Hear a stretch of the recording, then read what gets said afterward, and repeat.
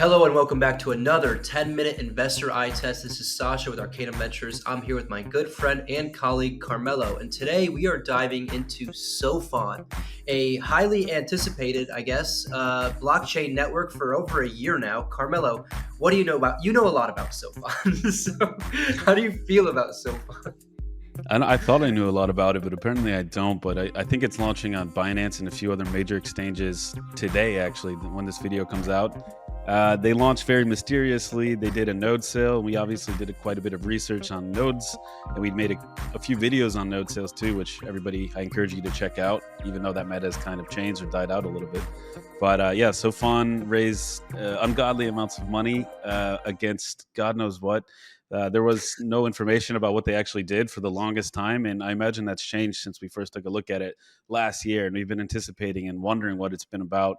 So it looks like you said, it's ZK, it's a chain. I think they're working with like entertainment specifically, so maybe a focus on content and gaming, but nothing new or original from what I hear so far, besides the branding. So yeah, I'm excited to dive in and see what it does. If the token's just another blockchain utility token that is a gas token, or what it actually accomplishes and why they have so many nodes and how they managed to raise how much money.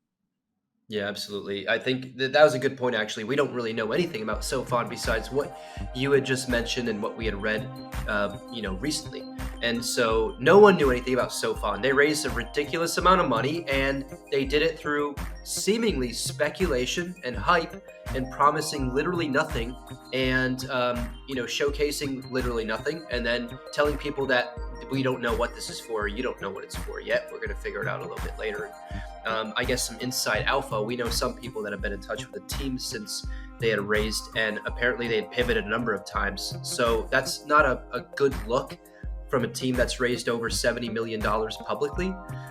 So I guess we'll dive in and see what it's all about. But, the premise remains the same for all of our viewers. We take 10 short minutes to dive into Sophon. We may take some extra time because we know this project a little bit, and we've done, like you said, some info or data crunching, and we can maybe showcase that a little bit at the end of the video.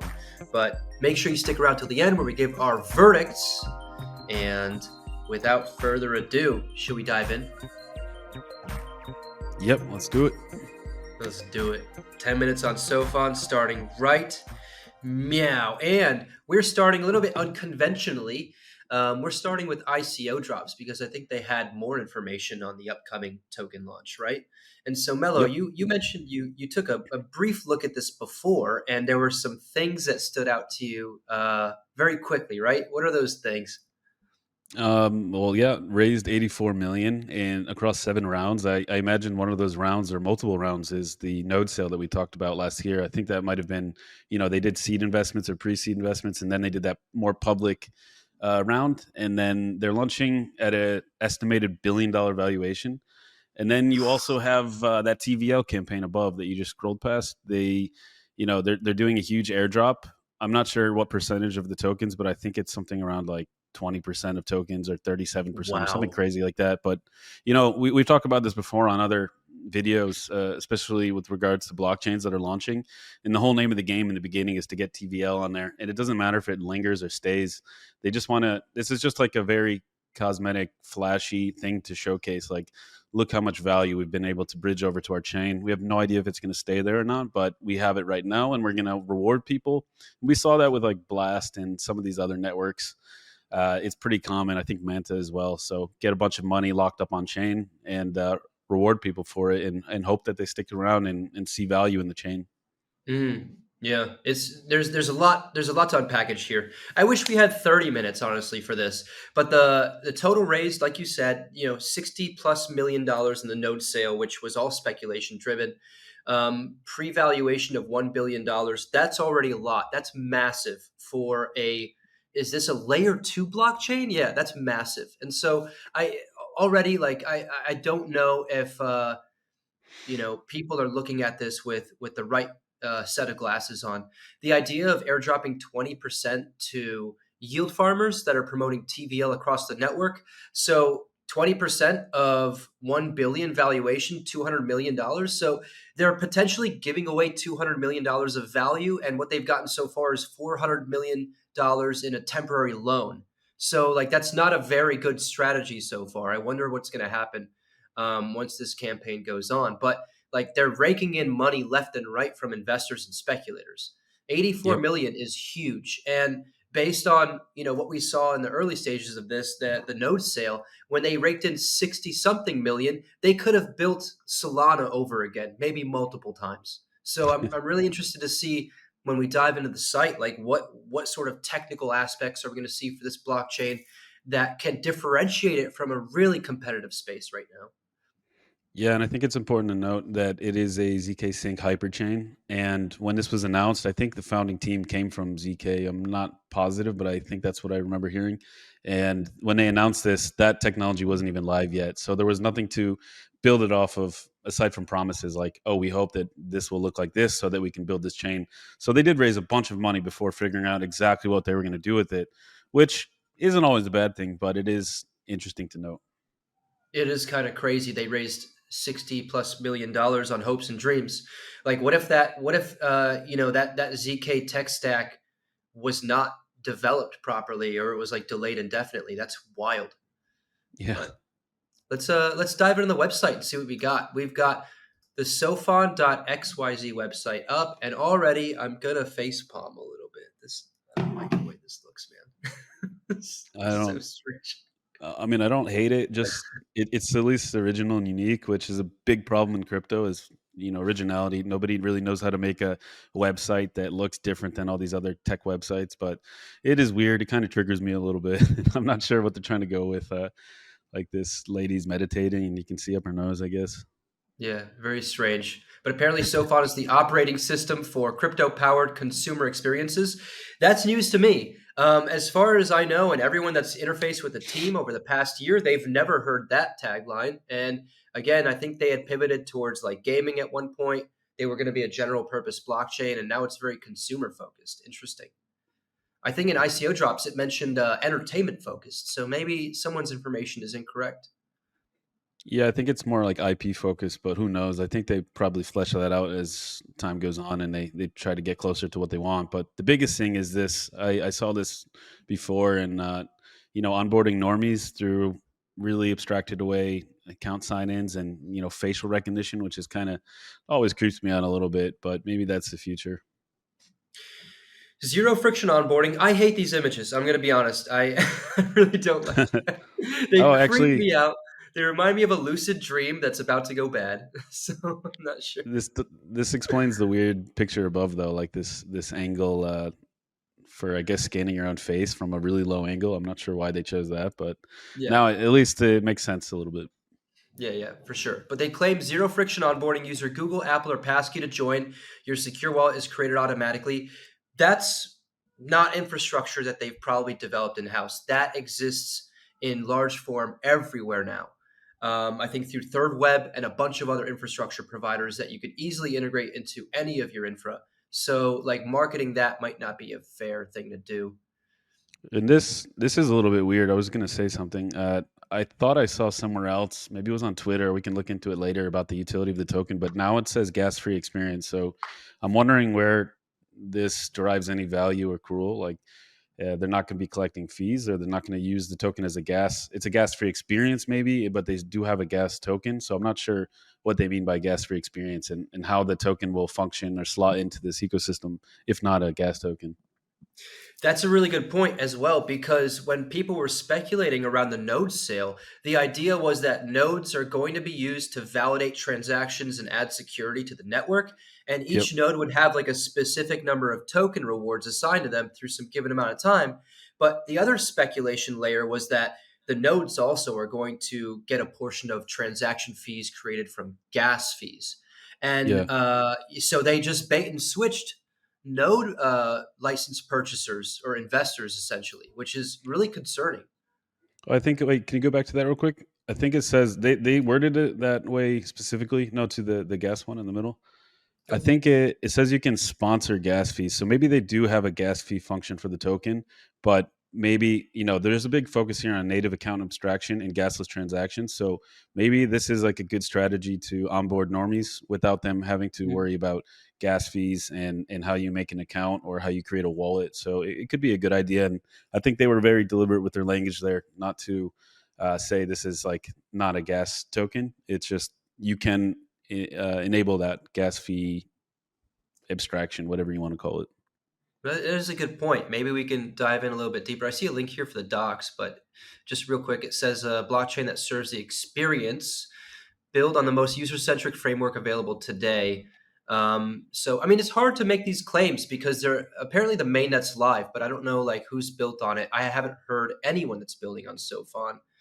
And they talk a lot about account abstraction, but they're using a lot of buzzwords here. And buzzwords are great to kind of like get technical jargon out there and maybe impress some people. But if you know a lot about blockchain infrastructure, you might know that like a lot of these buzzwords that they're advertising are just inherently built into this infrastructure that many other blockchains already use.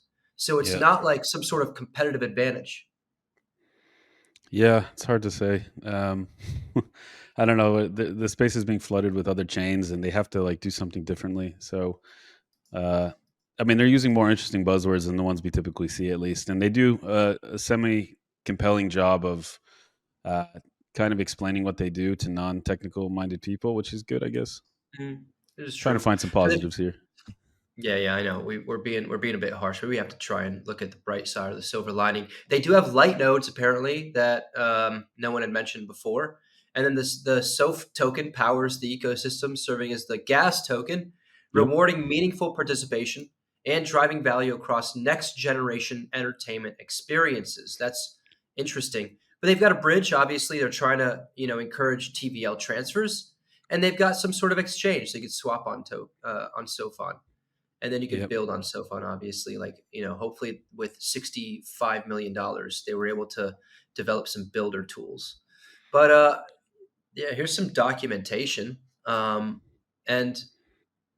I'm dying to see like what is like the tech look like for this, right? Because if it's a premier layer 2 blockchain, then I would hope to see like some very technical info. I mean, you're more likely to find information, yeah, on the ZK stack or learning about ZK itself, ZK Sync, since they're building a hyperchain on that. So a lot of the, like you're right, like a lot of the legwork has been done already by ZK. Um, these guys are building a layer two, or I'm sorry, a layer three basically on top of that, which is on top of Ethereum originally. So a lot of that work's been done. Uh, but yeah, it's interesting nonetheless. Like we don't have nearly enough time or experience to fully dive into this and explain everything because it kind of some of this goes above us. Not gonna lie, but yeah, it's. I wish I had more time to unpackage this. Yeah, it's interesting. Like we definitely should take some more time and dive into this and give them a fair shake. I think if they're missing a lot of information around how the network is going to function or what they've done specifically to build this hyperchain, then it makes me think like, how is this any better, any different from anyone else launching a hyperchain? So I don't know if there is like some sort of unique um, differentiator, because they're also talking about native account abstraction. Native account abstraction means that maybe that's built into the hyper chain protocol layer itself. Like that's something that is going to be included with every hyper chain that's being built. So it's kind of like Sophon is building a car and they're marketing the fact that it has wheels. I don't know, but it brings up a valid point. Like you don't just have to do diligence on one thing here. You need to do diligence really on two things. So you need to learn more Mm. about ZK Sync hyperchains. Like I could riff off a bunch of orbit chains on Arbitrum, but I'm not very caught up with this ecosystem and what other chains are launching and how they differ. So you would have to read up on the tech stack for ZK and yeah, how it differs from this and what they're building on top of it and expanding this technology. I think yeah, we can give our verdicts, but I think you had one little bonus thing to share concerning the node sale that happened last year. Yeah, absolutely. And so, real quick, we're going to take an extra minute. Why not? Just to look at the token utility, right? So they've got gas and staking. And so staking supports the crypto economic security of the network. We're going to have to, like you said, dive into how the ZK Sync hyperchain kind of works and how staking is part of the validator mechanism. But yeah, like at the end of the day, people that are essentially buying into nodes and they're hoping that those nodes are going to be worth something, they're investing into something speculative, right? And one of the things that is the value is going to come from is like what people perceive the Sophon token supply to be. And if Sophon is building a network that is not incredibly innovative compared to other ZK Sync hyperchains, then there's no huge advantage or technical advantage. And so the value that they're going to have to demonstrate is really like taking that money and doing a lot of miracles to try and bring builders on board and get some sort of like front runner advantage in the ZK Yep. Sync ecosystem. So that's really going to be it. Can they do that? I don't know. If they don't do that, everyone that bought a node is going to realize very quickly that it's quite useless and valueless. And so this is a lot of information to kind of showcase all at once, but I think we had used this potentially on one of our videos that we had created a while back talking about node sales. But there's a couple of things that I want to really highlight here. So the highest tier node sale, the by that I mean the most expensive node that Sophon was selling at the time, $6,000. In order for that individual to break even, then Sophon would have to maintain over a $6 billion market cap or FDV through that entire time span. And that is a 36-month time span. So they would have to maintain over $6 billion FDV over the next 3 years. That puts Sophon into like, what is it, the top 20, top like 30 crypto projects? I'm not sure off the Yeah. top of my head. I mean, it's not unheard of. Like, it's launching supposedly at $1 billion FTV, I think I saw, but I'm not sure if that's accurate. But um, as crypto degens would say, that's only a 6x away from launch price. But I have my doubts whether it will maintain a billion or not dip below. There's been some hyped launches lately, like with Hyperliquid and Sui, but I don't know how many more of these chains can launch and rise to these wild valuations. Yeah, I'm not really sure. I think it's interesting because they're talking about like a sort of anticipated pre-money valuation of $1 billion, which is far lower than what they were hoping to imply during this note sale. And so at a $1 billion valuation at launch, like everyone that bought above tier 16, I'm sorry, tier 15, they're going to be in the red. And so that's not a good look for what's happening here. I think they're never going to be able to break even on that investment, and so Sophon's got a huge road ahead of them in trying to onboard builders that are going to try and onboard users that are going to try and boost transaction volume on the network and bring the actual value of the token and the supply up. So Yep. that's a monumental goal that they've got to try and achieve. Yeah, like we've been wrong before. For all we know, they succeed. They're wildly successful, and this is the chain that gets adopted by legacy businesses and entertainment companies. But I have my doubts. But yeah, I guess we can just dive into our verdicts. And yeah, I do want to say one funny thing too before we go, and also check out the links below and give us a subscribe or a follow and leave your thoughts here, because we might be totally wrong or reading this wrong. We're happy to learn about it. And I do want to say it's a weird choice to say that Sophon is named after like a malevolent AI villain from Three Body Problem. So I don't know why they chose the name of evil AI. That worries me a little bit, especially with all this face scanning. But yeah, you want to give your verdict first? It's kind of funny. It's similar to one of our clients that named some. They built some AI agent infrastructure that allows autonomous agents to function indefinitely without intervention. They call it Skynet. That was maybe not the best move, and it caused a lot of concern. But yeah, my verdict is look, after all that criticism, I'm going to try and be optimistic. I'm going to give it one thumb sideways. Sophon, you've disappointed me in the past. You've been a topic of contention and frustration in many of my discussions that I've had with colleagues, including Carmelo. I was very upset to see that the industry is repeating itself in throwing like ridiculous amounts of speculative money at nothing. You guys had, let's be honest, nothing when you were raising with the node sale. You had a placeholder with a weird image on your website and no information being publicly shared, and you somehow miraculously raised $65 million. You're lucky. Let's be honest. That was not like, that was just like right place, right time, maybe. Does that mean you're going to fail? I don't know. I hope not. I hope you guys do something meaningful. I hope whatever ZK Sync hyperchain you're building as an L2 solution is going to solve some serious problems. I hope you've taken those funds that you've raised, you've developed some really innovative tech, and you can actually solve some great problems with blockchain, like what you're saying, within the entertainment industry or within gaming or whatever it is you've pivoted to. Would I invest in nodes? No, definitely not. Would I invest in a token?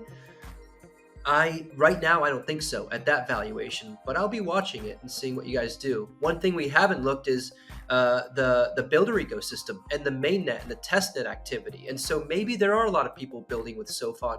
Just haven't seen that yet. And, I'd be challenged to believe that's the case right now just because I haven't heard anything about Sophon. But I'm willing to be surprised. So one thumb sideways.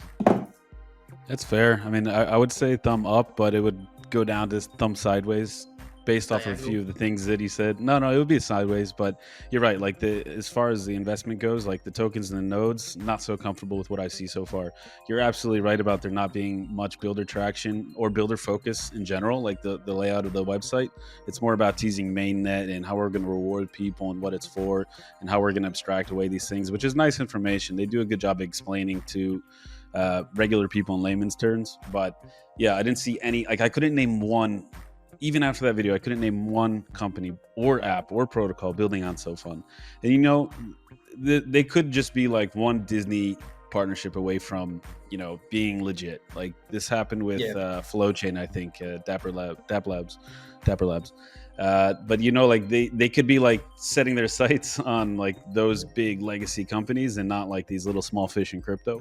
But I have no idea. And you would think that they would prominently feature that if they've attracted some big names or any names at all. Like we've seen other layer 2s or layer 1s say like, this is our ecosystem. Here's a map of a bunch of logos. Maybe you've never heard or seen them before, but at least like, all right, maybe these are fake, but I see that there's some traction here. They have some plan to attract people to the chain, and not just this TVL airdrop too, because everybody does that, and that's not really effective in my opinion.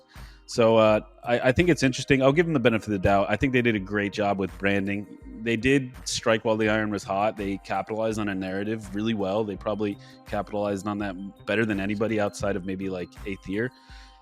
But I think, the nodes look a little bit sketchy, but maybe they have a plan for that as well.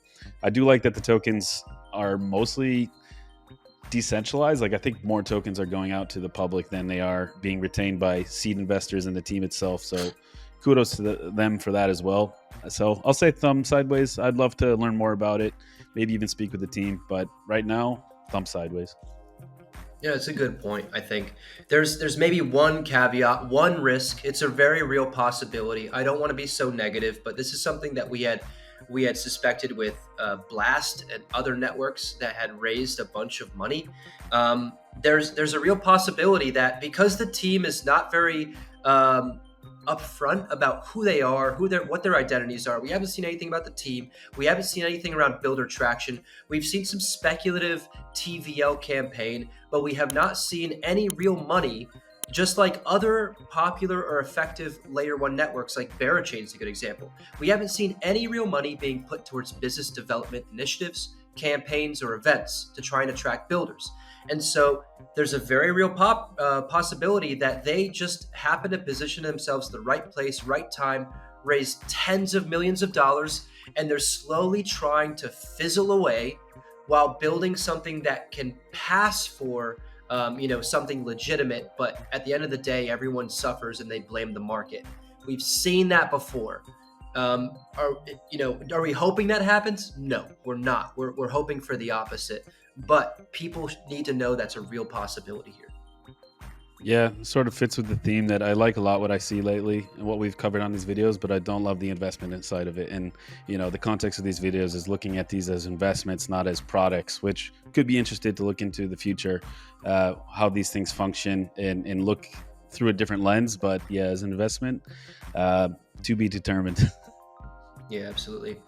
Well, that's 10 long minutes on Sophon, and these are your good friends from Arcanum Ventures, Sasha and Carmelo. Make sure you guys give us a like, throw us a subscribe, follow. We've got more fun Boom Room interviews coming, more exciting 10-minute investor eye test coming. And until then, stay safe out there, y'all. And to Sophon and the Sophon team, whoever you faceless people are, best of luck. And we wish you all of the success in building an effective blockchain ecosystem. And until then, take care, y'all. Stay safe. Ciao.